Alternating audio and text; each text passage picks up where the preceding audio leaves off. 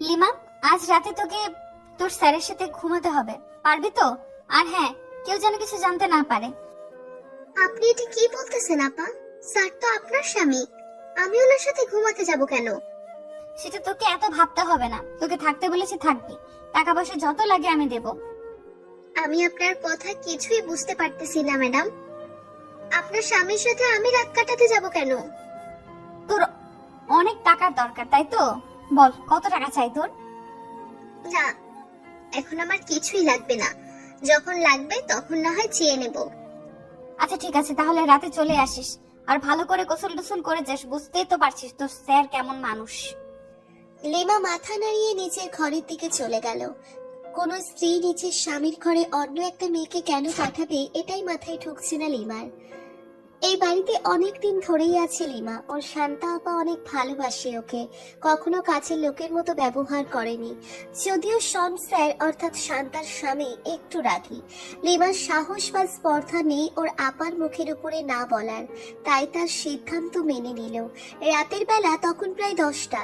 Lima গিয়ে দরজার উপরে টোকা দিল। ভেতর থেকে একটু পরে শান্তা বেরিয়ে আসে, তারপর লিমাকে বলতে থাকে, একদম বেশি চিৎকার চেঁচামেচি করবি না, স্যার যা যা চায় তাকে তাই তাই করতে দিবি, ঠিক আছে? আচ্ছা আপা, আপনি চিন্তা করবেন না। এই বাড়িতে কাজ নেবার পর থেকে লিমা যতই সংসারকে দেখেছে, ও মনে মনে একটা কথাই ভেবেছে, ইস, কেমন হতো যদি আমার স্বামীও সংসারের মতো এত হ্যান্ডসাম হতো। আজ রাতে লিমা ওর সংসারের সাথে এক বিছানায় রাত কাটানোর সুযোগ পাচ্ছে। ওর কাছে এর থেকে আনন্দের আর কিছু হতে পারে না। কিছু সময় সুখের কথা চিন্তা করে সবকিছু ভুলে গেল লিমা। ঘরের ভিতরে ঢুকতেই সংসার লিমাকে উদ্দেশ্য করে বলতে থাকে, ওই দরজাটা বন্ধ করতে হবে না, খোলা রেখেই আয় এদিকে। আচ্ছা স্যার। এরপর লিমা ধীরে ধীরে ওর স্যারের কাছে গিয়ে বসলো। তোর ম্যাডাম কিছু কি বলেছে তোকে? হ্যাঁ বলেছে, যেন আপনার সব কথা মেনে নেই। আর কিছু বলেনি? কই না তো। এখানে তোকে কেন ডেকেছি বুঝতে পারছিস তো? জানি না স্যার। নাটক করছিস আমার সাথে? আপনি কি করবেন আমি জানবো কি করে? আচ্ছা ঠিক আছে, অনেক হয়েছে নাটক, এবার সালোয়ারটা খোল। লিমা ওর সালোয়ারটা খুলে নিল। শন স্যার নিজেকে অর্ধ অনাবৃত করে নিল। এরপর লিমাকে দেখিয়ে দেখিয়ে বলতে লাগলো, আগে কখনো করেছিস কারোর সাথে? না করিনি। সত্যি বলছিস তো? হ্যাঁ। এটা নিতে পারবি তো ভেতরে? ভয় হচ্ছে দেখে। খুব পারবো, আমার আমার মোটেও ভয় হচ্ছে না। বলে কি, মাথা কি খারাপ হয়ে গেছে তোর? কি বলছিস ভেবে বলছিস তো? সত্যি বলছি। ঠিক আছে, একটু পরেই বোঝা যাবে। ঢোকানোর সময় যদি ছটফট করেছিস তখন বুঝবি। কিছুই হবে না আমার। শন লিমাকে নিজের কাছে টেনে নিল, ওকে বালিশের উপরে শুইয়ে দিয়ে ওর শরীরের উপরে উঠে পড়ল। শন লিমাকে বলে উঠল, এইভাবেই ঢুকাবো নাকি কিছু মেখে নিব? এভাবেই ঢুকান। মরতে চাস নাকি? বলছি তো লাগবে না। আচ্ছা দেখি কত ক্ষমতা তোর। এই বলে শন সজোরে একটা ধাক্কা মারল লিমার ওপরে। অমনি লিমার শরীরের ভিতরে সমূলে ওর শরীরটা গেঁথে যায়। লিমা একটু শব্দ পর্যন্ত করলো না। শন অবাক হয়ে গেল ভীষণ। লিমাকে জিজ্ঞেস করে, ওই তুই নাকি আগে কারোর সাথে করিসনি, তাহলে এটা কি হলো? আপনি বুঝবেন না স্যার, নিজের কাজ শুরু করুন এবার। বুঝতে পেরেছি। কি বুঝতে পেরেছেন? রোজ প্র্যাকটিস করেছিস তাই না? শনের কথা শুনে লিমা একটা হাসি দিল। শন আবারও বলতে লাগলো, আজ অরিজিনাল প্র্যাকটিস করাবো তোকে, একটু ওয়েট কর। এই বলে শন লিমার পা দুটো নিচের কাঁধের উপরে নিয়ে কোমর দোলাতে লাগলো। এরপর এক পর্যায়ে লিমার শরীরের উপরে শুয়ে ওর উপরে নিচের সমস্ত ভার ছেড়ে দিল। স্যার কি করছেন এগুলো? আপনার এই মহিষের মতো শরীরের ভার নিতে পারছি না আমি। কি বললি আমি মহিষ? তা নয় তো কি। দাঁড়া তোকে মজা দেখাচ্ছি। এদিকে শান্তা দরজার বাইরে দাঁড়িয়ে আছে। ওর মনটা আজ বড্ড অশান্ত হয়ে আছে। ওর কানে খাট নাড়ার শব্দ ভেসে আসতে লাগলো, তার সাথে শন আর লিমার চিৎকারের আওয়াজ। একটু পরে শন ওর স্ত্রীকে ডাকতে থাকে ঘরের ভেতরে। শান্তা গিয়ে দরজার সামনে দাঁড়ায়, কিন্তু ওর দৃষ্টি বিছানার বিপরীত দিকে। শন শান্তাকে উদ্দেশ্য করে বলতে লাগলো, এই যে এটা দেখো শান্তা, স্বামীকে কি করে খুশি করতে হয়, কি করে তার সেবা করতে হয় শিখে রাখো লিমাকে দেখে। ও তো সামান্য একটা কাজের মেয়ে, আর তুমি এই বাড়ির মালকিন। এর থেকে কোনো স্ত্রীর কাছে আর কিছু হতে পারে? শান্তা একবার চোখ মেলে তাকালো ঘরের ভেতরে, দেখতে পায় শন লিমার উপরে উঠিয়ে নিজের পুরুষত্ব ফলাচ্ছে, আর লিমা ওকে শক্ত করে নিজের দেহের সাথে চেপে ধরছে। আবার শনের ঘামে ভেজা কপালে চুমু খাচ্ছে মাঝে মাঝে। না, এই দৃশ্য আর আমার পক্ষে দেখা সম্ভব নয়। এই ভেবে শান্তা যত দ্রুত সম্ভব দরজার সামনে থেকে সরে গেল। এদিকে বিছানায় শন ওর পতনের আভাস দিতে লাগলো। লিমা বুঝতে পেরে শনকে নিজের সাথে আরো শক্ত করে চেপে ধরলো। এটা কি করছিস লিমা? বের হতে দে আমায়। না, আপনি বের হবেন না, পায়ে পড়ি। যা আছে সব আমার ভেতরে দিয়ে দিন। আজ আমি আপনার সবকিছু চাই স্যার, নিজেকে ধন্য করতে চাই। উল্টাপাল্টা যদি কিছু হয়ে যায়? আচ্ছা ঠিক আছে, মনে থাকে যেন। এরপর নিজের কাজ সমাপ্ত করে বিছানার যুদ্ধ থামালো দুজন। শন উঠে বসে লিমাকে তাড়াতাড়ি রুম থেকে বের হয়ে যেতে বলল। ওই তাড়াতাড়ি নিজের ঘরে যা এখন, আর তোর আপাকে পাঠিয়ে দিবি, বলবি যে হয়ে গেছে। আচ্ছা স্যার। এরপর লিমা ঘর থেকে বেরিয়ে গিয়ে শান্তাকে পাঠিয়ে দিল। শান্তা মলিন মুখে এসে বিছানার উপরে বসলো। এর পাশেই শন দীর্ঘশ্বাস ছাড়ছে, সারা শরীর বেয়ে ঘাম ঝরছে ওর। মনে হচ্ছে এই মাত্র গোসল করে এলো। শন শান্তার হাতের উপরে নিজের হাতটা রেখে বলল, থ্যাঙ্কস শান্তা, তুমি নিজেও জানো না মেয়েটা আজ আমাকে কতটা তৃপ্তি দিয়েছে। তুমি এতগুলো বছরে যা দিতে পারোনি আমায়, ও এক রাতেই দিয়ে দিয়েছে। আমাকে আমার ব্যর্থতার কথা বারবার মনে করিয়ে না দিলেই কি নয় তোমার? বললাম তো আমি স্ত্রী হিসেবে নিজের দায়িত্ব পালন করতে অক্ষম। তোমাকে কোনোদিনই একটু মনের মতো সুখ দিতে পারিনি আমি। প্রতিবারই তুমি নিরাশ হয়েছো আমার কাছে এসে, আর সেই কারণেই আমি বাড়ির কাজের মেয়েকে দিয়ে তোমার সুখের ব্যবস্থা করেছি। আমি সবটা স্বীকার করছি শান্তা, সত্যি তুমি আজ যেটা করে দেখালে সেটা কেউ পারবে না। আর তুমি যেটা করলে সেটাও হয়তো কেউ করে দেখাতে পারবে না। মানে বুঝলাম না তোমার কথা। কিছু বুঝতে হবে না আর। এই বলে শান্তা শুয়ে পড়ল। শন ওকে আর কোনো প্রশ্ন না করে বিছানা থেকে উঠে বাথরুমের দিকে চলে যায়।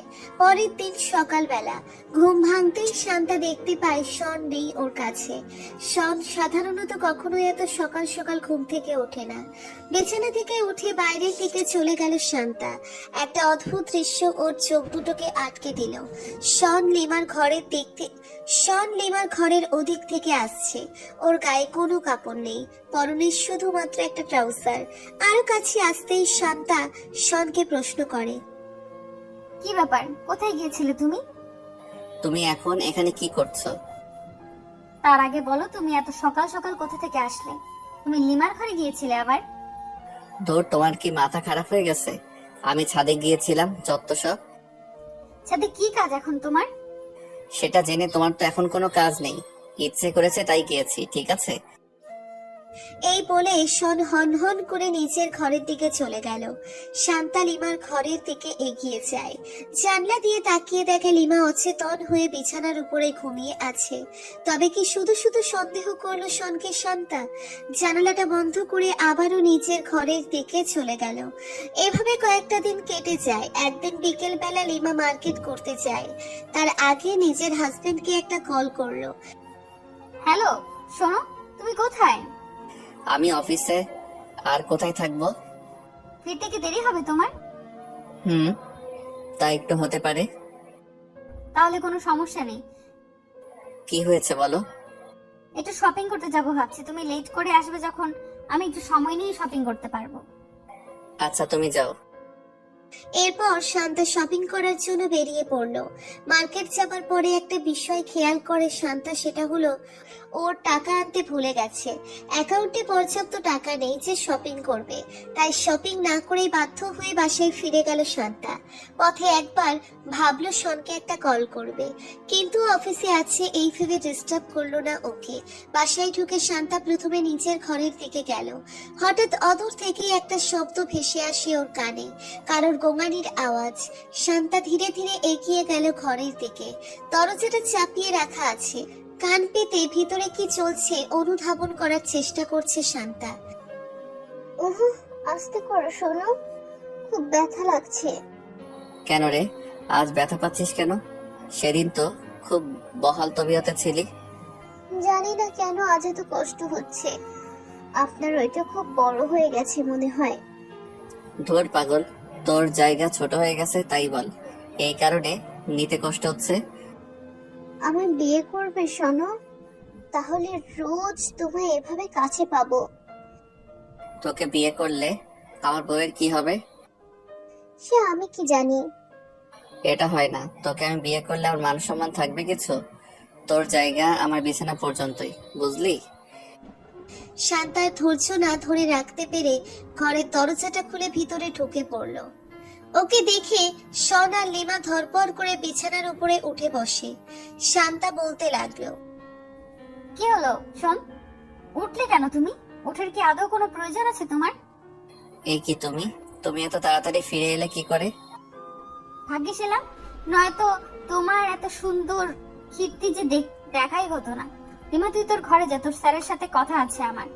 ও সরি, তুই তো আজকাল আমার হাজবেন্ডকে আবার নাম ধরে ডাকতে শিখেছিস। তোর ব্যবস্থা কাল করছি আমি। লিমা দ্রুত সরে পড়লো ঘর থেকে।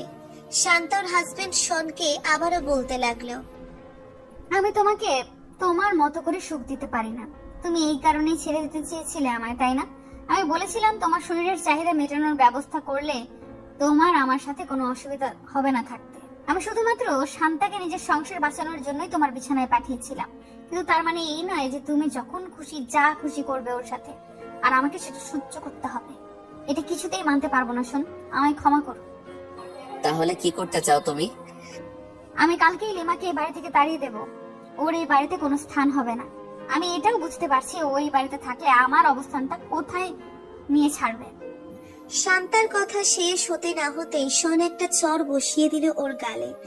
শান্তা গিয়ে বিছানার উপরে পড়ে। কি বললি তুই? 2 মিনিটও তো টিকতে পারিস না আমার সাথে কোনোদিন।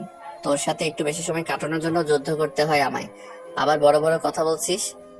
তুমি আমার গায়ে হাত তুললে? হ্যাঁ তুললাম, এরপর বেশি বাড়াবাড়ি করলে এই বাড়ি থেকে বের করে দেব। ওই মেয়েটা বিষ ঢেলেছে তোমার কানে, তাই না? ওর ব্যবস্থা আমি এক্ষুনি করছি।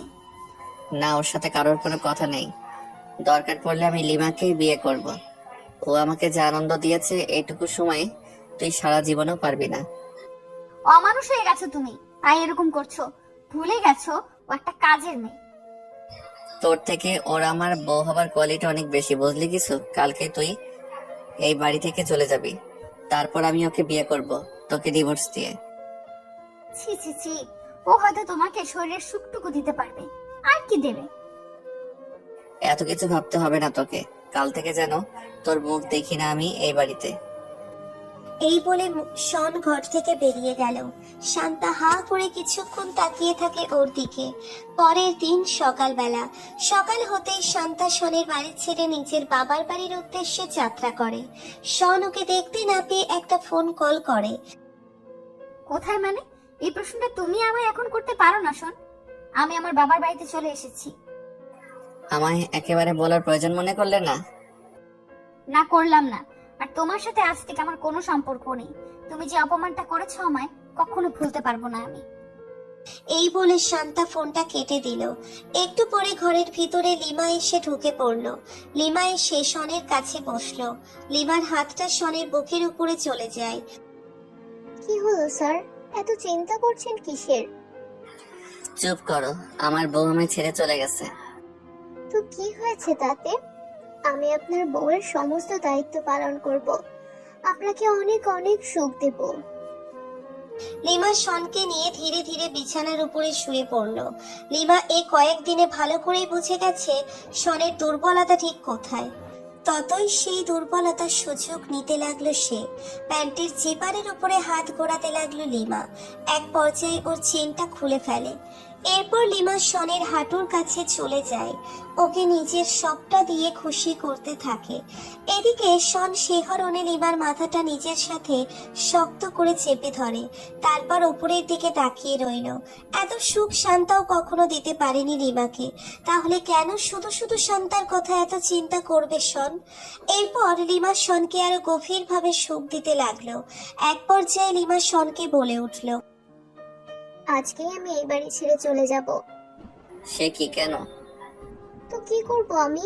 এইভাবে একটা পরপুরুষের সাথে এক বাড়িতে থাকা কি ঠিক হচ্ছে? এটা জানতে পারলে কেউ বিয়ে করবে আমায়? তুই আমায় আনন্দ দিয়ে যা, বিয়ের কথা ভাবতে হবে না তোকে। বিয়ের কথা ভাববো না? সারাটা জীবন কি এভাবে আপনার সাথে এসব করে কাটিয়ে দেব? সুখ তো পাচ্ছেন আপনি, কিন্তু আমার কি লাভ হচ্ছে এসব করে? আচ্ছা, চিন্তা করিস না, দরকার পড়লে আমি শান্তাকে ডিভোর্স দিয়ে তোকে বিয়ে করব। হয়েছে, আর আমাকে মিথ্যা সান্ত্বনা দিতে হবে না আপনার।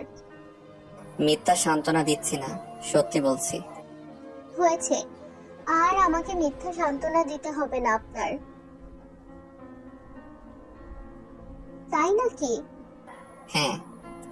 ঠিক আছে, তাহলে এরপর আমার কাছে আর কখনো এভাবে আসবেন না। যেদিন বিয়ে করতে পারবেন সেই দিনই আসবেন। এরপর শন একদিন ডিভোর্সের সমস্ত পেপার রেডি করে শান্তাকে পাঠিয়ে দিল। শান্তা নিজের স্বামীকে কেন প্রশ্ন না করে সই করে দিল। তারপর শন লিমাকে বিয়ে করে। কাজের মেয়ে থেকে লিমা শনের বাড়ির বউ হয়ে উঠল। এভাবে প্রায় অনেকটা দিন অতিবাহিত হয়ে গেল। একদিন শন বাড়িতে ঢুকে দেখে লিমা নেই বাড়িতে। লিমাকে চারিদিকটা খুঁজতে লাগলো শন, কিন্তু কোথাও খুঁজে পেল না। অবশেষে বেডরুমের দিকে ছুটে গেল। লিমা জামা কাপড়ও নেয়নি রুমের ভিতরে। শন ভীষণ দুশ্চিন্তায় পড়ে যায়। একটা কল করলো লিমাকে। হ্যালো লিমা, তুমি কোথায়? এভাবে আমায় না বলে কোথায় চলে গেলে? আমায় ক্ষমা করো শোনো, আমি আর কখনো ফিরবো না। মানে কি বলছো তুমি এগুলো? মাথাটা কি খারাপ হয়ে গেছে নাকি? তুমি যদি মনে করো তাই। আমি বুঝতে পারছি না কিছুই। শোনো, তোমাকে একটা কথা জানানো হয়নি। আমার একটা বয়ফ্রেন্ড আছে, আমি যাকে অনেক অনেক ভালোবাসি। তাকে ছাড়া কিছু ভাবতে পারি না আমি। আপনাকে বিয়ে করে আপনার দেওয়া লাখ লাখ টাকার গয়না আর আপনার সব টাকা নিয়ে আমি পালিয়ে এসেছি এখানে। লিমার কথা শুনে যেন মাথায় বাজ পড়লো শনের। না, এটা হতে পারে না কিছুতেই। কিছুতেই তুমি আমার সাথে এত বড় চিটারি করতে পারো না, কিছুতেই। আমি চিটারি করেছি? আমি তো কোনো চিটারি করিনি। চিটারি করেছো তুমি, নিজের বউকে ছেড়ে কাজের মেয়েকে বিয়ে করেছো। এটা কি চিটারি নয়? তাছাড়া তুমি আজ আমার জন্য নিজের বউকে ছেড়েছো, কাল যে আমাকে ছাড়বে না তার কি গ্যারান্টি? তোমার বউও দুধে ধোয়া তুলসী পাতা নয়, সেও নিজের সংসার বাঁচানোর জন্য আমাকে ব্যবহার করেছে। তোমরা দুজনেই চিটার। ম্যাডাম আগেই তার শাস্তি পেয়ে গেছে, এবার তোমার শাস্তি পাবার পালা। নিজেদের পাপের শাস্তি ভোগ করার জন্য প্রস্তুত হও। এই বলে